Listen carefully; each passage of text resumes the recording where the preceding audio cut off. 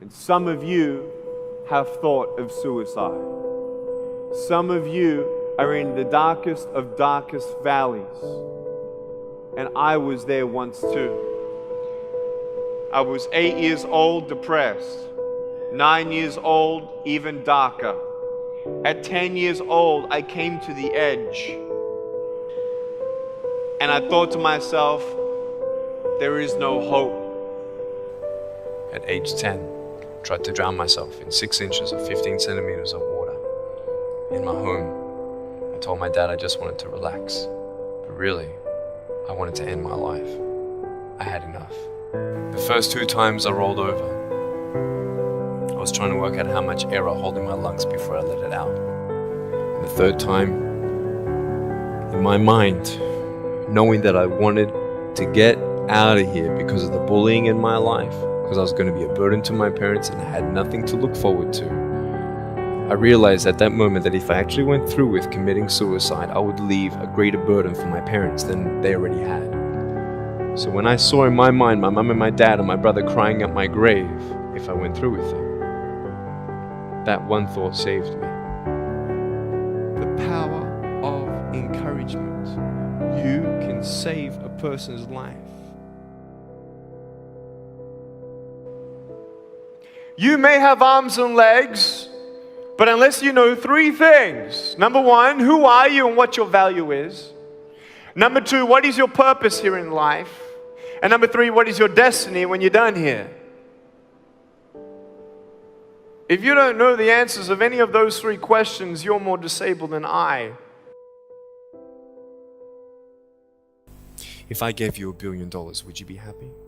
If you gave me $1 billion, I'd be very happy. But then if my mum dies tonight, am I happy? No.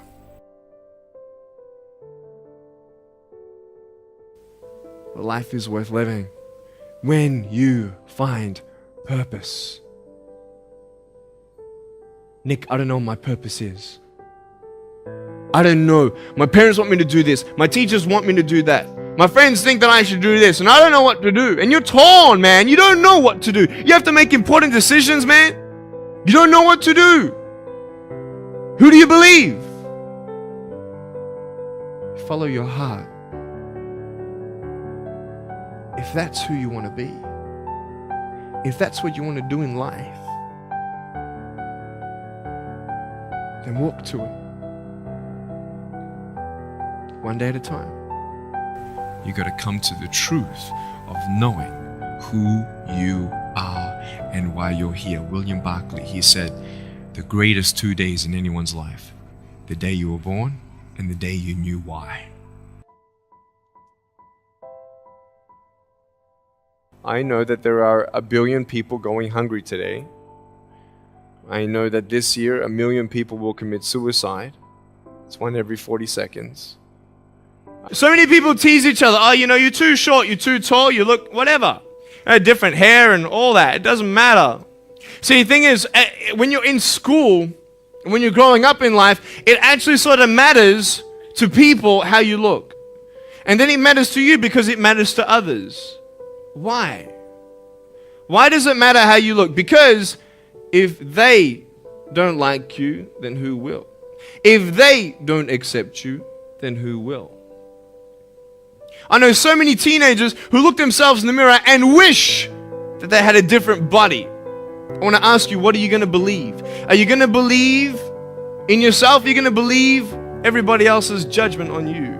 Are you going to believe people when they say that you're a failure? No one really likes you. No one really cares about you. That's what this world is. I want to look like her. If I was taller, shorter, smarter, more popular, whatever you want. It's not enough. And the fear that we have is that we're going to be alone. That we're not good enough. And we have to change ourselves. And so many people put me down and say, Nick, you look too weird and no one's really your friend and you can't do this and you can't do that. And I couldn't change anything. It's not like just fixing my hair one day and everything's fine. It's not like, just whatever. I couldn't change my circumstance. I couldn't just one day wake up and say, hey, give me arms and legs. I need arms and legs. But it was so hard because people put me down. And I started believing that I was not good enough. I started believing that I was a failure. that I'll never ever be somebody who people would like or people would accept. And it was so hard, man. I thought to myself, I can't go on the soccer field like everybody else, and I can't ride my bike, and I can't skateboard, and all these sort of things. And I started getting depressed. I thought, what kind of purpose do I have to live? I mean, are you just here to live to die? I mean, is there not a purpose for me? Is there not a purpose in life? And I had questions and no answers. And I asked my mum and dad, why did this happen? I asked doctors, why did this happen? They don't know. There are some things in life that are out of your control that you can't change and you got to live with. The choice that we have, though, is either to give up or keep on going. Every single human being has value, and my value is not determined on how I look or what job I have or where I'm from, where I was born, how much money, all that stuff is nothing. And it's funny how the friends around you sort of determine who you are. You change yourself. You come to school.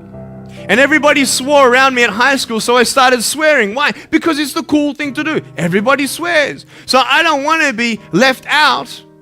And I want to be accepted, so I started swearing. You go to a party, everybody's drinking, so you drink. Why? Well, everybody else around me is doing a big deal. And you start losing yourself, and you start putting your security in temporary things. You start putting your happiness in things that won't last. You can get drunk all you like, but in the morning, you're going to be sober with a headache with the same problems. Nick, you're not good enough. Nick, just give up. Nick, you're never going to get a job. You won't get married. You can't even hold your wife's hand. What kind of a father are you going to be if you can't even pick up your kids when they're crying?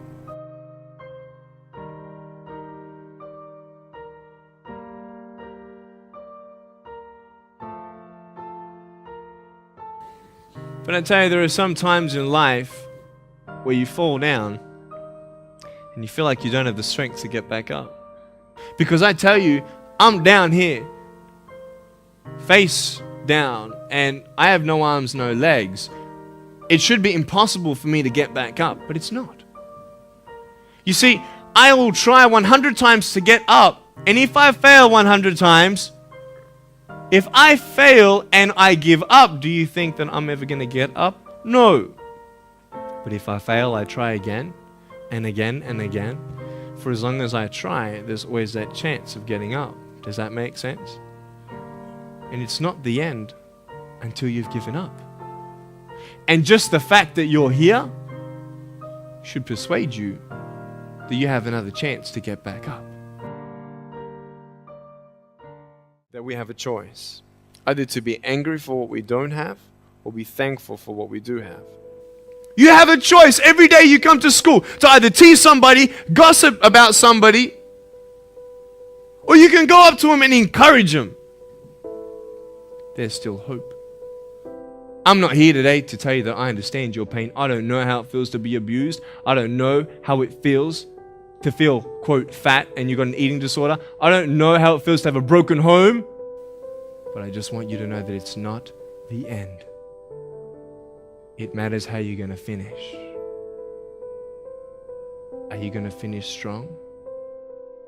Today, I still have no arms, no legs, but everything's changed. When I'm 24 years old, 5-6 years ago, I was in California, and I never met anybody else like me. When I was 10 years old, I wish I would have met somebody like me. Never did. Didn't get that miracle. But at 24, in California, I saw a little boy with no arms and no legs, 19 months old, just like me. I knew he was going to be bullied. I knew he was going to go through depression. I knew he would feel alone. I knew that he would get worried if he's ever going to have a girlfriend, and so on and so on. I got the father to bring him up on stage in front of 2,000 people. And everyone was crying. And it was a materialization of when you don't get a miracle, you can be a miracle for someone else.